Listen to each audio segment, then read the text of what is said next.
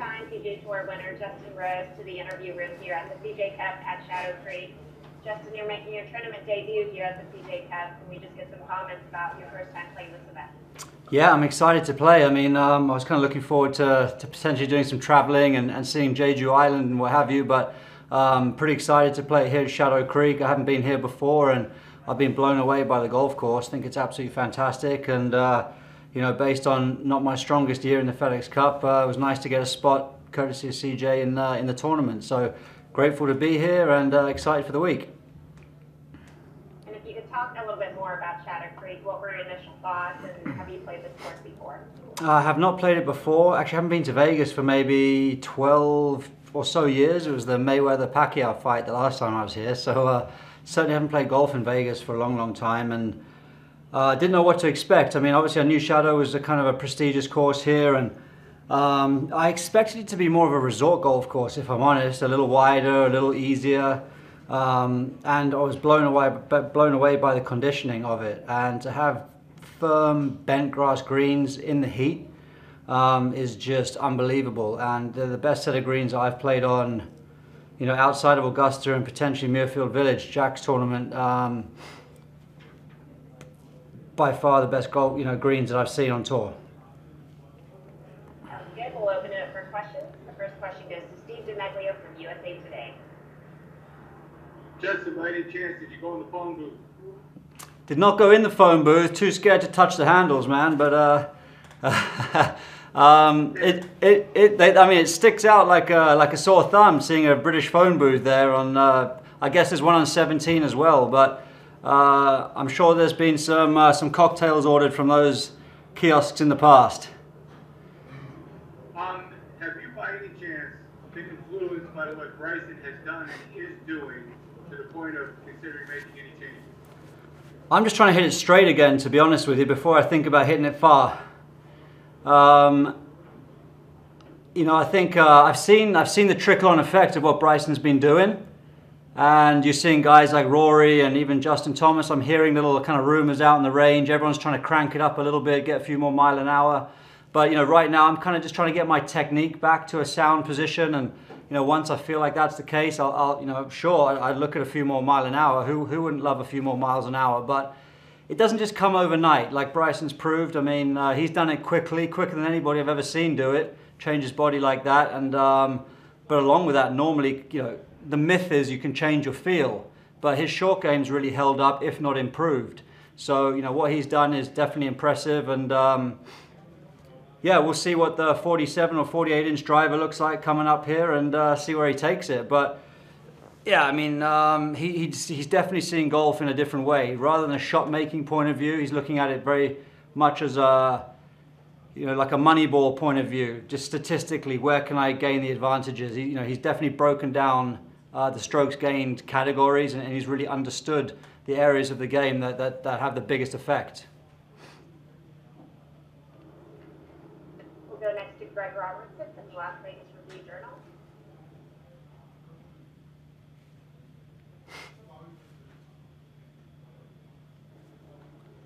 Looks like you're on mute, Greg. There we go. Hey, Justin, two questions, one golf and one non-golf. The fact that Tony tested positive last week and DJ did this week, does that give you any pause about what you're doing or what the protocols are, and just the fact that this is going to be around for quite a while, it looks like? You know, no, I think obviously if you just look at it statistically by numbers, I would say the PGA Tour and, well, actually I wouldn't know how to relate it, but I feel like we've been doing a really good job with very, very few positive tests. So I think it's the nature of the beast. There's going to be one that pops up here and there sporadically. I think we should expect and accept one a week, just by the nature of it. If there was a situation where suddenly 10, 15, 20 guys go down in a week, then you've got to question the protocols. But other than that, I think it's just the way of the world right now, and no one's immune to it, no matter how good you are at golf. So we've all got to make smart decisions, because clearly it impacts our job. You know, you test positive, it takes you out for a couple of weeks, and you know, that is a big deal. So, you know, I've been trying to be as careful as possible and last week I played over in Europe, and you know, the bubble over there was incredibly stringent and strict, and you know, but yeah, in a town like Las Vegas where it's very busy and there are indoor spaces that are quite crowded at times, you got to kind of be smart and you know, not put yourself at risk. Right. Yeah. And then as far as golf, with Augusta coming up, how do you feel like Shadow Creek helps in your preparation for Augusta, and what's your schedule like leading up to Augusta? Yeah, so I'm going to play the next 2 weeks on the PGA Tour, the CJ Cup here at Shadow, and then you know, Zozo at Sherwood. Don't quite know the greens at Sherwood, but I assume they get pretty quick as well. And but yeah, this golf course actually is great preparation for Augusta National. I think the way the greens putt, I think they're going to be rolling 12, 13 by the looks of it, and plenty of break on them as well. So there's going to be a lot of putts up and over ridges. I think the way you're going to have to feed the ball into the hole, I think, will start to give you the imagination that you need for Augusta. And you know, the way I'm looking at it, I have no form coming in here, but certainly I'm looking at using these sort of next 8 rounds to trend into Augusta. That's definitely important for me these next couple of weeks to start to feel like I kind of make improvements and progress with my game. And the fact you're on the other side of the country, does that affect your mindset or your preparation when you arrive in Georgia? You know, a lot happens for me before I get to Georgia. I actually go back to the UK and then come back out. So, you know, there's a lot of travel around the world, really. So, really the most important things is putting surfaces. And this week's bent grass, Augusta's bent grass, they feel very firm, just like Augusta National do. Augusta in November, I'm assuming, could be a little cooler than clearly we're having here in Las Vegas. But you know, there's still a month of unknowns, whether it could rain a ton in Augusta, it could do all sorts of things. So you don't quite know exactly how the course is going to set up. But like I said, the way these greens putt, you definitely start to have to play the high line and let the ball fall in. You can't really jam the ball in the hole on these greens. Great, thanks. We'll go to Cameron Morfitt from PGAtour.com. Hi, Justin. Just was wondering, the tour is going to be going to Sherwood next week for the Zozo, and I was wondering if you're playing it, first of all, and what your experiences have been on that course. I think you've played the Hero there, which Tiger seems to either win or finish second every year. Yeah, actually, I'm going to be a rookie there next week at Sherwood. I am playing the Zozo, and I've played the Hero a bunch of times at my home course in the Bahamas, but you know, I never played it when it was at Sherwood for whatever reason. I think it was always very close to the Dubai World Championship on the European Tour, and that kind of took my focus a few of the years I had the opportunity to play. So, yeah, I'm looking forward to getting to know the golf course a little bit. It looks like a really cool golf course, very much like this. Not overly long, but strategic. And yeah, I'm going to have to get to know it pretty quickly. All right, thank you. We'll go to Doug Ferguson from AP.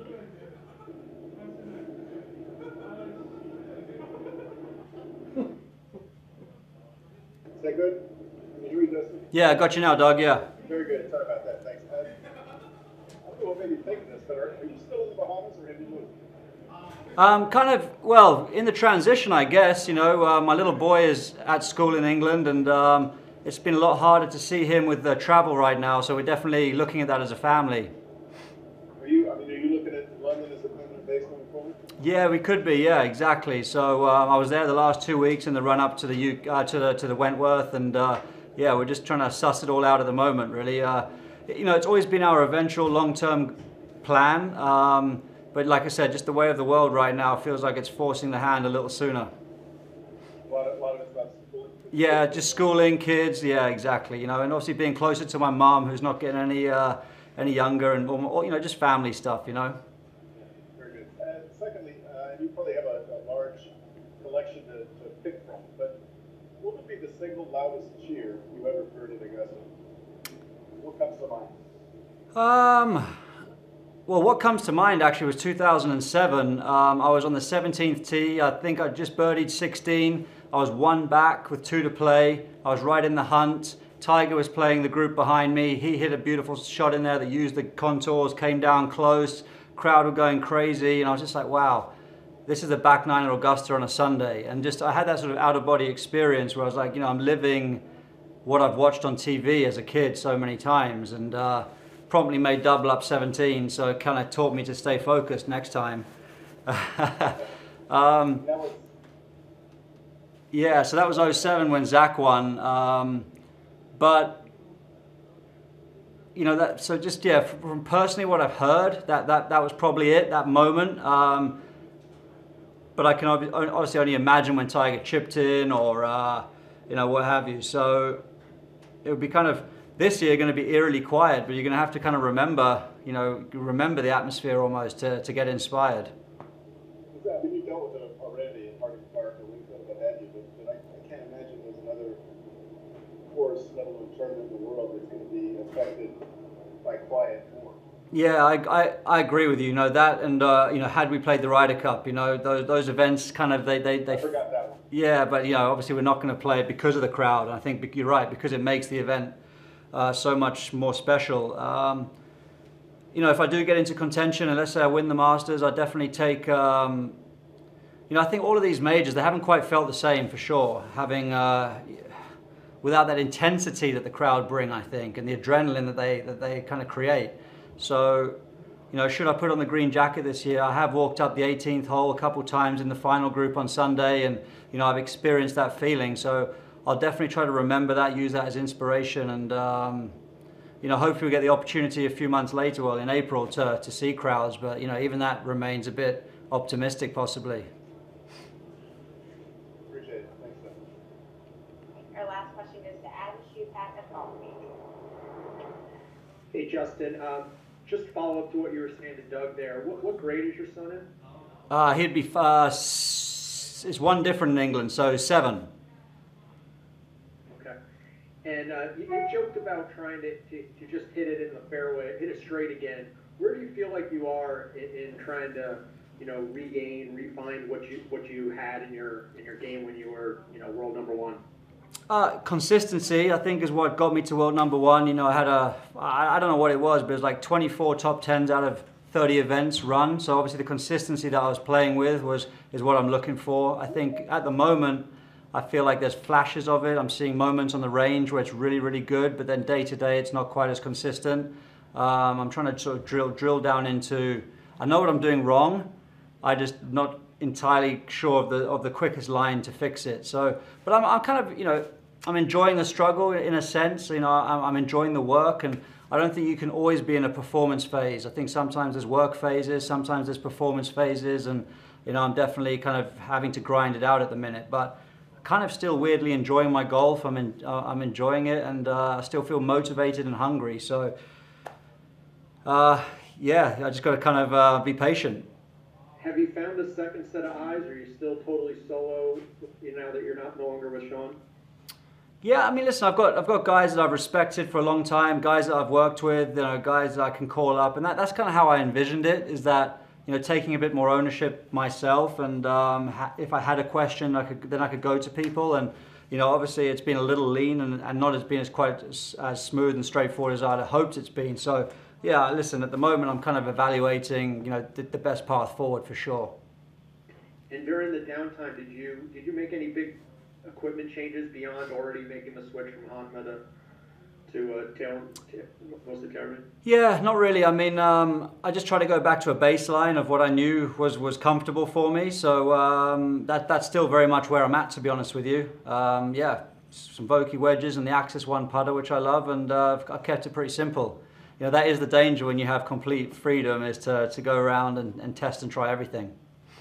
And is there a stat that you're looking at that you're most concerned about getting back to the level it used to be? Probably the one that's been not great is probably strokes gained, approach play, you know, my iron play. That's kind of where I've been not creating the opportunities, and but that's been my bread and butter for the most part. And you know, to me, that's just technical. There's nothing mental about that. You know, if I was yipping it from 4 feet, I'd be worried about that. You know, but I'm not. There's nothing really that crazily wrong. It's just a little bit of technique, and once I get that technique figured out, then you know, normal service resumes. Thank you very much. Thank you. Thanks for the time, Justin, and good luck this week. Thank you, guys.